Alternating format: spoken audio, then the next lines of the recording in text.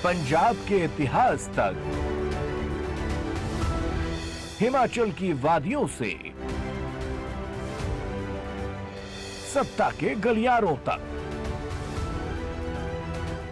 पक्ष विपक्ष के दिग्गजों से सीधी बात।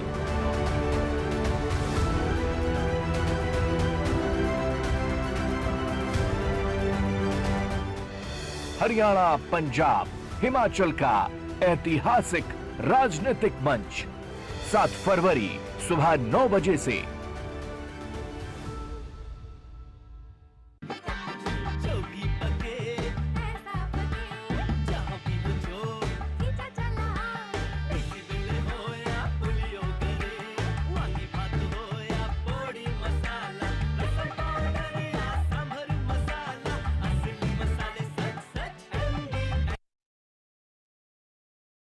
करेंगी मेरी सहयोगी साक्षी। जोरदार तालियां बजती रहनी चाहिए। विक्रमादित्य सिंह इस वक्त मंच पर मौजूद और उनसे सवाल होंगे, जवाब होंगे हिमाचल प्रदेश के विकास को लेकर, इंफ्रास्ट्रक्चर और पर्यटन को लेकर। साक्षी, ओवर टू यू। जी बहुत शुक्रिया अपूर्वा। और हिमाचल प्रदेश एक ऐसा प्रदेश है जो लगातार अपनी भौगोलिक स्थितियों को लेकर काफ़ी चुनौतियों में रहता है, और क्लाइमेटिक चेंजेस की भी बात करें तो इससे भी बहुत ज़्यादा नुकसान होता है, पर्यटन को भी वहाँ पर काफ़ी नुकसान पहुँचता है। तो इसी के साथ इसमें पब्लिक वर्क्स डिपार्टमेंट की जो जिम्मेवारी है वो बहुत ज़्यादा अहम हो जाती है।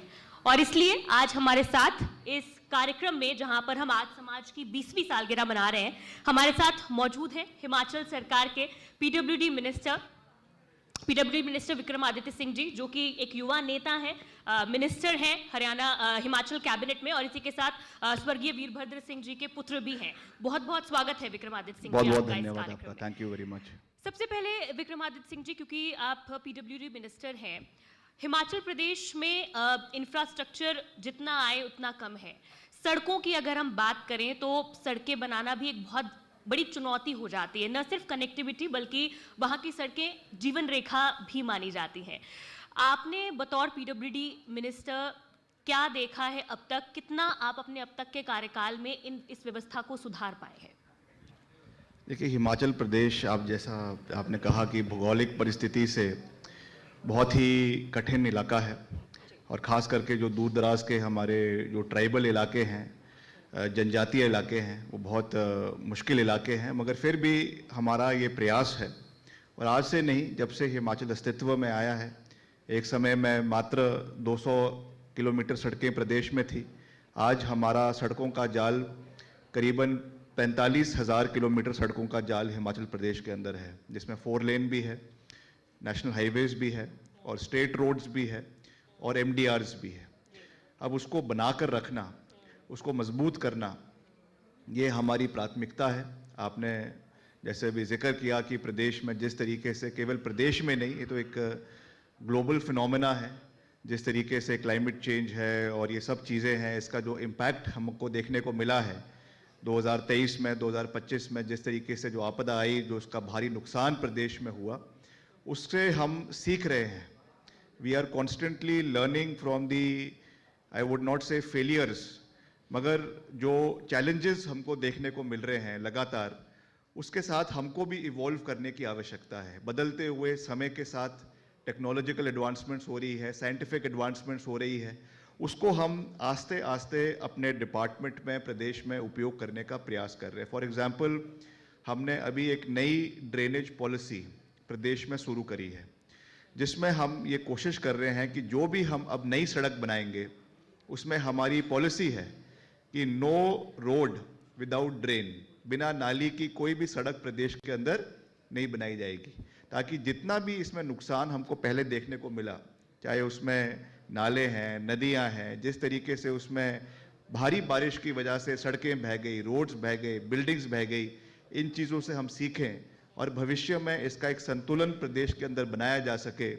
ये हमारा प्रयास आने वाले समय में रहेगा, क्योंकि चैलेंजेस बहुत ज़्यादा है, मगर हमें हर चैलेंज से सीखना है, हर चैलेंज से कुछ ना कुछ नई एक ऊर्जा प्राप्त करनी है, और फिर प्रदेश को आगे लेकर जाने की आवश्यकता है। बिल्कुल जिस तरह आपने कहा कि चूंकि पहाड़ी इलाका है तो इस वजह से चाहे ड्रेनेज सिस्टम मेंटेन करना हो, स्लोप स्टेबिलिटी को मेंटेन करना हो या फिर सड़कों को टिकाऊ रखना हो, ये एक बहुत बड़ा चैलेंज है, चुनौती बन जाती है। और जिस तरह से हिमाचल प्रदेश पूरा ही एक बहुत बड़ा टूरिज्म स्पॉट है देश भर के लिए, तो जब भी अगर कोई प्राकृतिक आपदा आती है और जो सड़कें हैं वो टूट जाती हैं, बाधा आ जाती है, कहीं पर भी लैंडस्लाइड्स हो जाते हैं, तो पूरी तरह से टूरिज्म जो है वो ठप हो जाता है और इसका जो असर है एक फाइनेंशियल क्राइसिस के रूप में हिमाचल प्रदेश को झेलना पड़ता है। इसको आपने कैसे देखा है? नहीं, 100% हिमाचल प्रदेश तो वैसे भी पहले एक हॉर्टिकल्चर हब के रूप से जाना जाता था, Apple bowl of the country. सबसे ज़्यादा सेब उत्पादन जम्मू कश्मीर और हिमाचल में ही होता है। उसके साथ साथ टूरिज़्म हिमाचल प्रदेश की अर्थव्यवस्था को मजबूत करने में एक बहुत बड़ा योगदान उसने दिया है, इसमें कोई दो राय नहीं है। और उसको सस्टेन करके रखना, कॉन्फिडेंस बिल्डिंग मेजर्स होना, ये बहुत ज़रूरी है। मगर हम ये चाहते हैं कि जितने हमारे बड़े शहर हैं, चाहे वो कुल्लू मनाली है, धर्मशाला है, शिमला है, इनके साथ साथ जो हमारे अनविजिटेड एरियाज़ प्रदेश के अंदर है या अनएक्सप्लोर्ड एरियाज़ है, वहाँ पर भी हम कनेक्टिविटी बेहतर करें, ताकि जितना हमारा प्रेशर और लोड केवल बड़े शहरों में रहता है उसको हम डाइवर्सिफाई करके इन इलाकों के अंदर लेकर जाए, नंबर 1। और नंबर 2, हम रिस्पॉन्सिबल टूरिज़्म की ओर भी आगे बढ़ रहे हैं। ये भी हमारी एक सोच है कि हम चाहते हैं कि प्रदेश में केवल क्वालिटी, हम क्वांटिटी पे विश्वास ना रखें कि इतना टूरिस्ट प्रदेश में आ रहा है, इतना नंबर टूरिस्ट आ रहा है, वो मायने नहीं होना चाहिए। मायना ये होना चाहिए कि किस क्वालिटी का टूरिस्ट प्रदेश में आ रहा है, उनकी पेइंग कैपेसिटी क्या है, वो प्रदेश को क्या देकर जा रहे हैं, ये भी बहुत आवश्यक है। आपने देखा जिस तरीके से अभी पीछे कुछ ऐसे क्रम हुए जिसमें बहुत से आपत्तिजनक चीज़ें निकल कर आईं, तो वो नहीं होना चाहिए। हम टूरिस्ट इकोनॉमी है, टूरिस्ट स्टेट है, प्रदेश में टूरिस्ट आए बहुत अच्छी बात है, मगर प्रदेश की जो सैंटिटी है, जो गरिमा है, प्रदेश के जो मॉरल एथोस है, उनको कॉम्प्रोमाइज जो है वो नहीं किया जा सकता। किया था और एक बहुत बड़ी डिबेट भी इस पर छिड़ गई थी। तो आपने एक मोरल वैल्यूज की भी रिस्पेक्ट करने के लिए सभी टूरिस्ट से कहा था कि इस तरह की चीजें ना करें, और जो संस्कृति है वो भी कहीं ना कहीं एक है कि उसे संजो के रखा जाए। यही मकसद था आपका इसके पीछे? बिल्कुल बिल्कुल, हम चाहते हैं हिमाचल प्रदेश में सबका स्वागत है। हिमाचल देवभूमि है और देवभूमि में सभी का अतिथि देवो भव, सबका स्वागत किया जाता है। मगर जैसा मैंने आपको कहा, हम किसी के घर भी जाते हैं तो वहाँ की जिस भी घर में जा रहे हैं, जिस देश में जा रहे हैं, तो वहाँ के जो कल्चर्स है, ट्रेडिशंस है, उसका मान सम्मान करना हमारा दायित्व बनता है। और कई ऐसे इंस्टेंसेस हुए, जैसा मैंने अभी जिक्र कर रहा था, तो इस चीज़ को भविष्य में ना दोहराया जाए, इसके लिए गाइडलाइंस, SOPs आनी चाहिए, स्टैंडर्ड प्रोसीजिंग ऑपरेटर जो है होना चाहिए। आप लोग बना रहे हैं? तो इस पे काम करेंगे आने वाले समय में, ताकि इस तरीके की चीजें जो कॉन्फ्रंटेशन देखने को मिल रहा है वो कॉन्फ्रंटेशन ना हो। इसमें क्या रूल्स एंड रेगुलेशंस मुख्य होंगी, किस तरह की SOPs बनाई जाएगी, किन चीजों की नहीं, ऐसा रोकथाम को देखिए, लेकर हम कोई इसमें हम ऐसा नहीं चाहते कि किसी तरीके की कोई कॉन्फ्रंटेशन हो, मगर एक इस तरीके की चीजें रहे कि खास करके जो हमारे रिलीजियस जगहें हैं, प्लेसेस ऑफ वर्शिप है, और जो हमारे बहुत ही ऐतिहासिक एरियाज़ है, वहाँ पे इस तरीके की कोई भी चीज़ ना हो जिससे जो वहाँ के क्षेत्र के लोग हैं उनके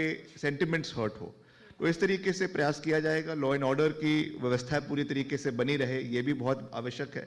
but at the same time we want कि प्रदेश की GDP बढ़े, प्रदेश में जो है एक्साइज का कंजम्पशन बढ़े, ताकि प्रदेश की अर्थव्यवस्था मजबूत हो। तो एक बैलेंसिंग एक्ट है, एक बैलेंसिंग एक्ट है, फाइन बैलेंसिंग एक्ट है, जिसमें दोनों पक्षों को और दोनों पहलुओं को हमें देखने की और समझने की आवश्यकता है। विक्रमादित्य जी, हाल ही में कुछ समय पहले जिस त्रासदी से हिमाचल प्रदेश को गुजरना पड़ा, बहुत ही भयावह वीडियोस थे जो हम लोगों ने भी सोशल मीडिया पर देखे।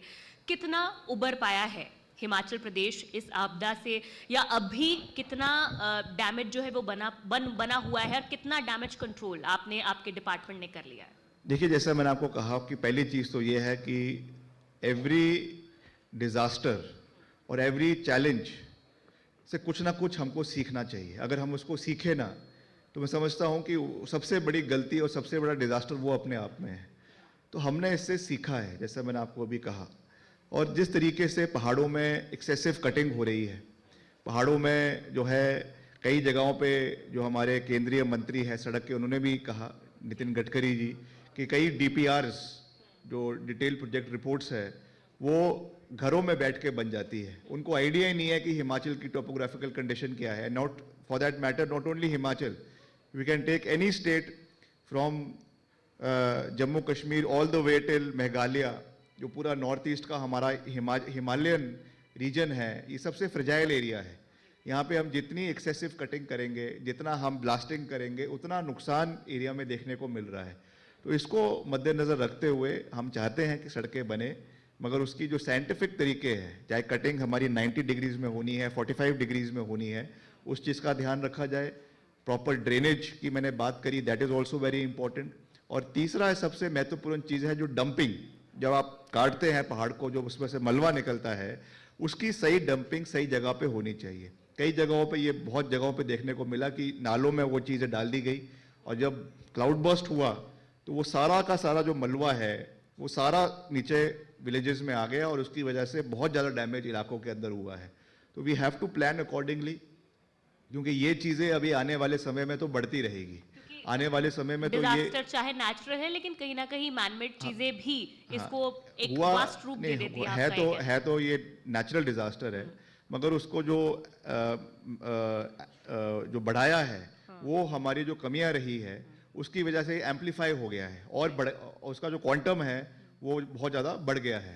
तो वो चीज़ों को हमको समझना है, और जो वेस्टर्न प्रैक्टिसेस है यूरोपियन कंट्रीज़ में, जो इस तरीके की लेटेस्ट टेक्नोलॉजीज इस्तेमाल की जाती है, उनको हमें आस्ते आस्ते प्रदेश में रेप्लिकेट करने की आवश्यकता है, ताकि बेटर रोड कनेक्टिविटी हो। मैं ये कभी भी नहीं कह रहा कि डेवलपमेंट ना हो, मगर डेवलपमेंट सस्टेनेबल डेवलपमेंट हो, जिससे पर्यावरण को नुकसान ना हो, इकोलॉजी को नुकसान ना हो, वो उस चीज़ का हमको ख्याल रखने की आवश्यकता है। बिल्कुल, और आपने अभी जिस तरह बताया भी कि अब टेक्नोलॉजी का इस्तेमाल धीरे धीरे बदलते परिवेश के साथ होना शुरू हो गया है, लेकिन अभी हिमाचल प्रदेश में जो खबरें आती हैं उसके मुताबिक लगभग 3000 सड़कें जो है वो बंद पड़ी हुई हैं।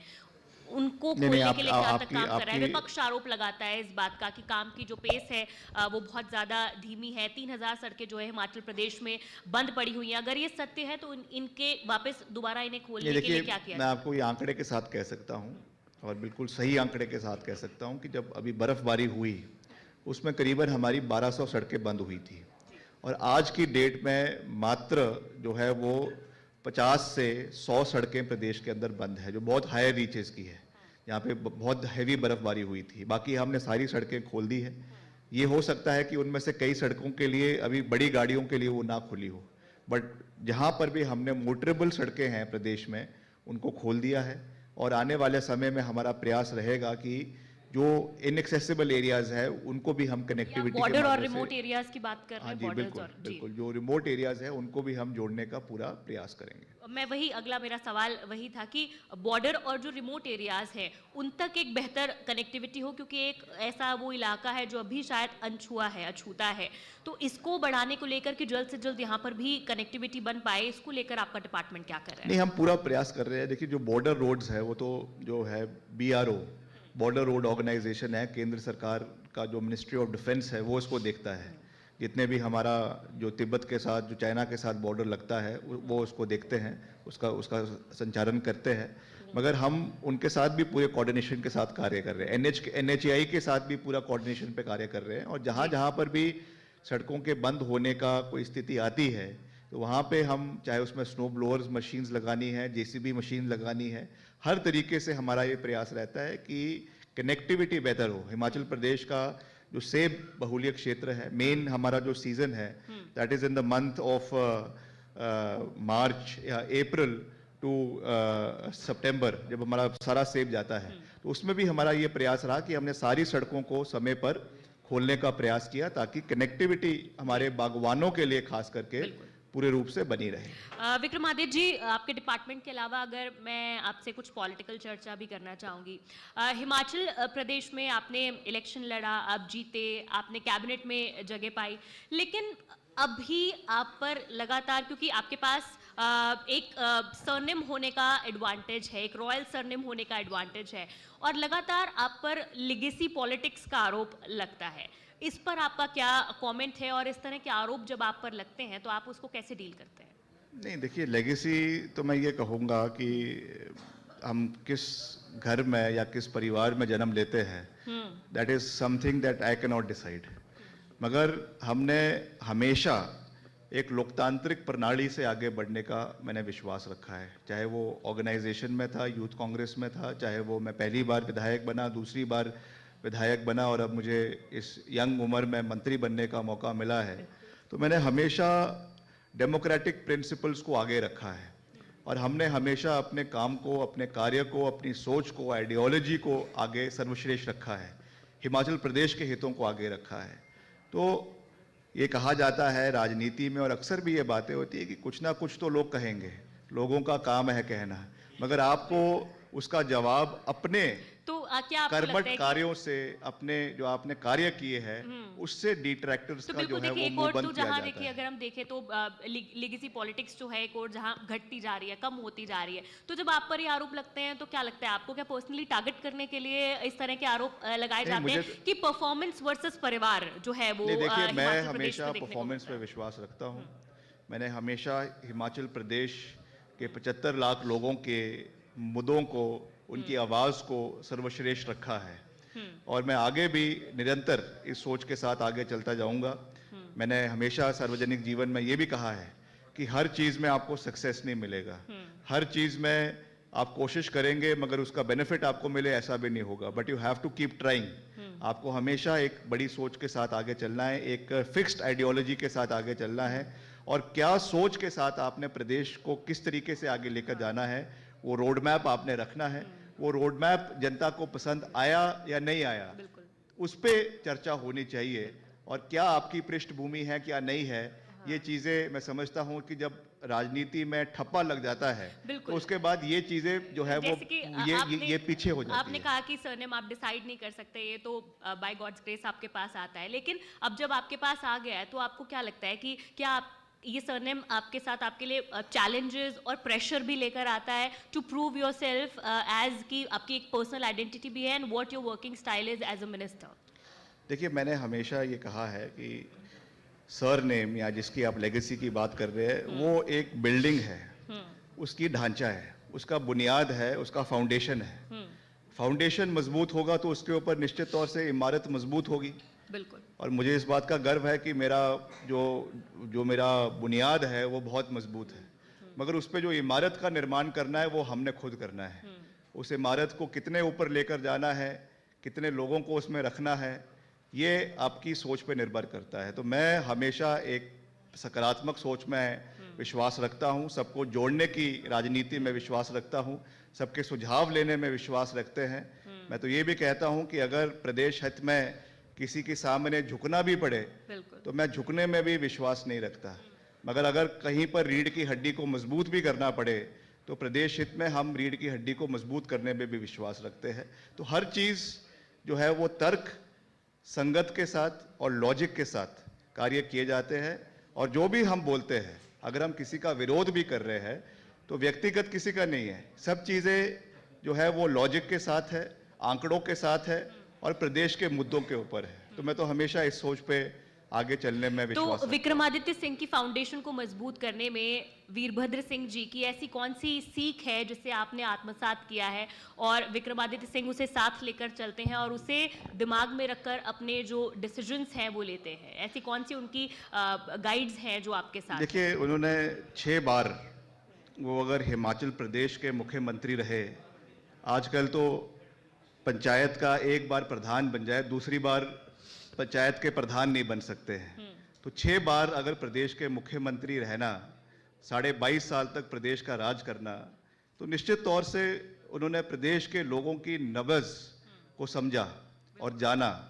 तो हमने उनसे यही सीखा है कि आप हमेशा जब किसी कुर्सी के ऊपर हो या ना भी हो, हमेशा प्रदेश के लोगों के मसलों को पूरी मजबूती से उठाएं, उसे समझे और उसे पूरा करने का हर संभव प्रयास जो है वो किया जाए। तो मैंने हमेशा ये प्रयास किया है कि जहाँ तक विकास कार्यों की बात है उसमें हमेशा दलगत राजनीति से ऊपर उठकर, जिसको अंग्रेजी में कहते हैं rising above by partisan politics, हमने हिमाचल प्रदेश के 75 लाख लोगों के हितों को सर्वश्रेष्ठ रखा है, पैरामाउंट रखा है। और जैसा मैंने कहा कि अगर प्रदेश के लोगों के हितों के लिए झुकना भी पड़े तो मुझे कोई गरूर नहीं है, मैं झुकने के लिए भी तैयार हूं। अच्छा विक्रमादित्य सिंह जी, कांग्रेस पार्टी के आप युवा नेता हैं।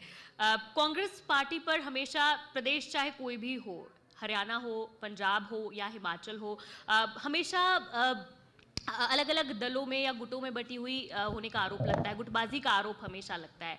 हिमाचल प्रदेश में भी लगातार गुटबाजी के आरोप जो है वो विपक्ष के द्वारा लगाए जाते हैं। कई बार ऐसा होता है कि पार्टी के आपके जो नेता हैं वही पार्टी के डिसीजंस के अगेंस्ट बोल जाते हैं। आप इस चीज़ को कैसे देखते हैं? क्या हिमाचल प्रदेश में गुटबाजी है, नहीं है? और अगर जिस तरह से जब कोई नेता अपनी पार्टी के डिसीजंस को कॉन्ट्राडिक्ट करता है तो क्या is it a matter of discipline? देखिए, ऐसा है कि इसमें दो बात अलग अलग है। जहाँ तक तो आप अपने बात रखने की बात कर रहे हैं, कांग्रेस पार्टी में हमेशा ये अधिकार सभी लोगों को दिया गया है कि आप अपनी बात को पूरी मजबूती से रख सकते हैं। पूरे प्लेटफॉर्म पे, पार्टी प्लेटफॉर्म पे, सही प्लेटफॉर्म पे रखना ये हमारा अधिकार है। और मैंने हमेशा उस अधिकार का सही उपयोग करने का प्रयास किया है, जिसको अंग्रेजी में कहते हैं I have always called a spade. अगर मुझे लग रहा है कि कोई कमी है तो मैं पार्टी के शीर्ष नेतृत्व के सामने भी बोलने में हिचकिचाता नहीं हूँ। और अगर हमें लगता है कि हम में कोई कमी है तो हमको भी कोई बात कोई कह सकता है। तो ये एक कंस्ट्रक्टिव डायलॉग होना चाहिए, कंस्ट्रक्टिव तरीके से बात होनी चाहिए। This is the Ethos of democracy.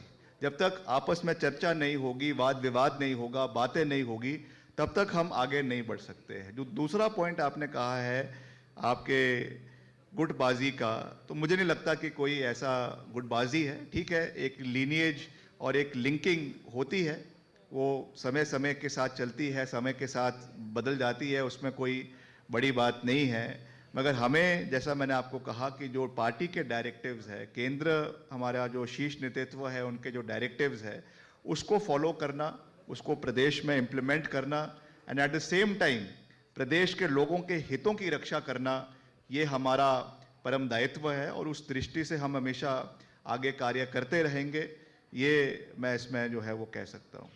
Vikramaditya जी, एक आखिरी सवाल आपसे, उसके बाद इस चर्चा को विराम दूंगी।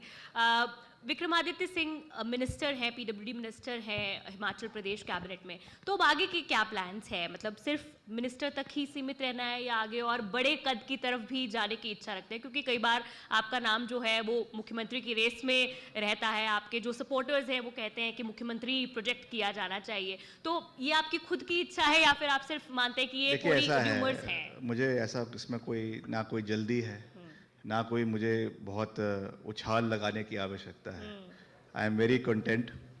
34 साल की उम्र में मुझे कैबिनेट मंत्री बनने का मौका मिला, 2 महत्वपूर्ण विभाग मुझे दिए हैं, तो हम उसमें अपना बेस्ट परफॉर्मेंस देने का प्रयास करते हैं। और मैंने हमेशा उस सोच के साथ में आगे बढ़ा हूँ, चाहे वो प्रदेश सरकार की बात है, चाहे वो केंद्र से हिमाचल के लिए सहयोग लाने की बात है।